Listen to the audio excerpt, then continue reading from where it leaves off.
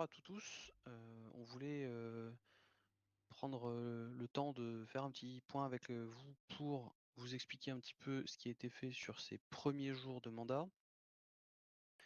Pour commencer, vous avez pu vous apercevoir qu'il y a eu un certain nombre de lois qui ont été publiées récemment, des lois qui étaient assez urgentes à mettre en place pour fluidifier le fonctionnement de la justice suite à la réforme récente. On va repasser un petit peu sur ces lois-là. Le premier point qui était un point de simplification de la procédure, sur, le fait que quand le bureau du juge doit inscrire, une affaire au procès, on puisse, dans le cas d'un procès où on est déjà sûr à 100 de la décision, que ce soit coupable ou non coupable, que le juge puisse prendre sa décision sans avoir à convoquer tout le monde, de manière à éviter d'engorger les tribunaux pour des affaires où on va juste appeler les gens pour leur dire: «Bonjour, vous êtes condamné, au revoir», ou inversement: «Bonjour, vous êtes innocent, au revoir». Alors pour les autres points, par exemple l'article 232 sur les enquêtes internes, la modification qui a été mise, c'est que on permet en gros en cas de doute sur le bien-fondé d'une enquête portant sur le bureau du procureur ou le bureau du juge, que cette, enquête soit analysée en fait par un conseil composé de 3 chefs de service. Là, l'idée, c'est de permettre d'éviter un engorgement judiciaire et une immobilisation du service, soit du bureau du procureur ou du bureau du juge, sur des accusations fantaisistes ou infondées, euh, qui sont au passage d'ailleurs punies par la loi. Ça permet d'éviter ce genre de situation. Euh, un autre point qu'on a voulu mettre en avant, l'article 232, pas toujours sur les enquêtes internes, c'est que lorsque la décision est rendue par le bureau du juge, lorsque ça concerne un juge, c'est un autre juge qui se charge de la décision finale.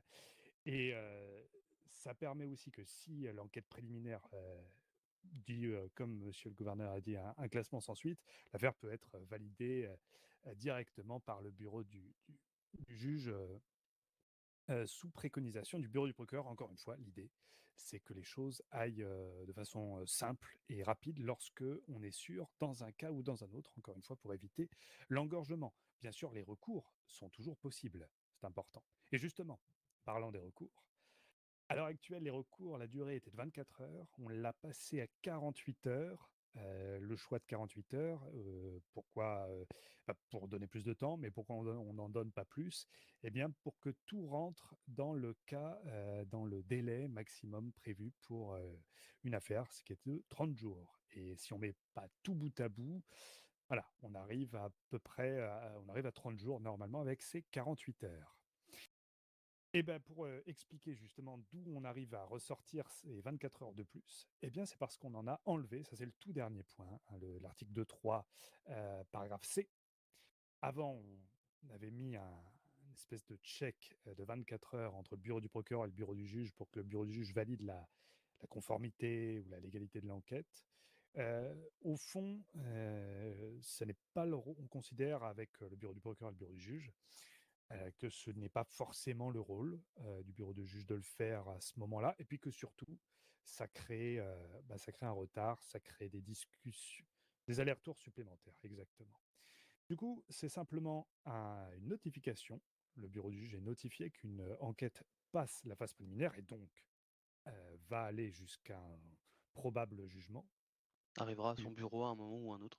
ce qui permet voilà, au bureau du juge de se préparer. Euh, Bien sûr, le bureau du juge sera également notifié si, pour une raison ou une autre, l'enquête devait être clôturée par le bureau du procureur. Voilà pour les points. Je laisse monsieur le gouverneur parler des autres points dont nous... Oui, donc ça, c'est les lois qui ont déjà été publiées. Il y en a d'autres, des modifications qui arrivent, qui ont été un tout petit peu plus longues parce qu'il y avait, un petit passage par l'assemblée à faire pour un point de code des institutions, qui est tout un package autour des aveux.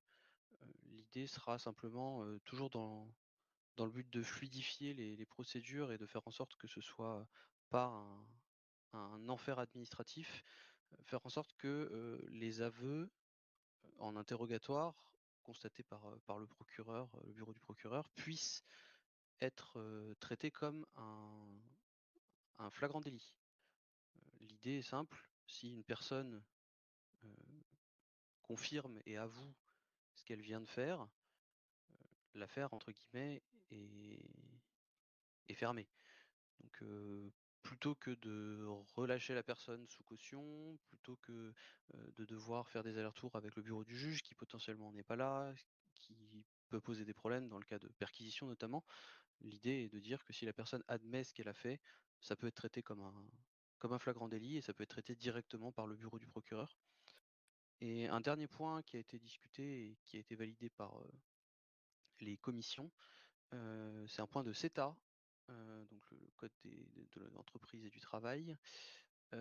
Sur les, casiers judiciaires, on voulait juste rajouter un cas spécifique pour, les entreprises, qui peuvent être considérées comme sensibles par les forces de l'ordre, parce qu'elles ont des contrats un petit peu, qui nécessitent un peu plus de sécurité, de manière à ce que, les membres de l'état-major des forces de police puissent prévenir, les responsables de ces entreprises si les employés, commettent, des délits, de manière à éviter que des entreprises, dont la sécurité est réellement importante, puissent, avoir des failles de sécurité, qui pourraient mettre, en danger nos services publics.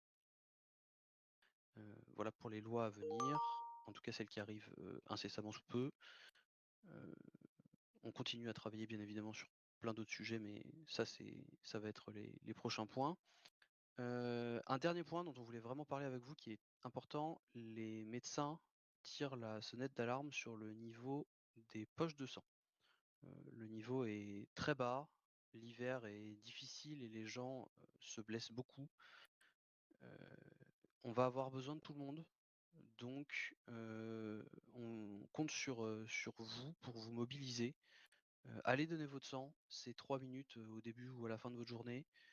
C'est, la possibilité pour les médecins de soigner tout le monde et de pas avoir à un moment donné à devoir choisir ou à devoir, ne pas pouvoir soigner tout le monde.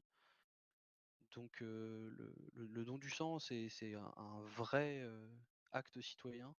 Pensez-y, faites-le, c'est tous les jours. C'est comme ça que les services de santé continueront à tourner correctement. Voilà, on vous remercie pour, votre attention.